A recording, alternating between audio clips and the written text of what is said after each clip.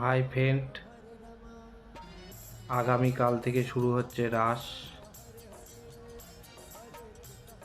দেখতে হলে আপনাদেরকে যেতে হবে শান্তিপুর, নবদ্বীপ। আর আমি যেহেতু মুর্শিদাবাদে থাকি, মুর্শিদাবাদের সব থেকে বড় রাস বলতে গেলে হয়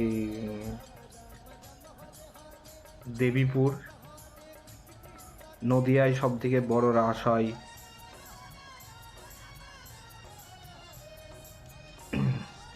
করিমপুরে।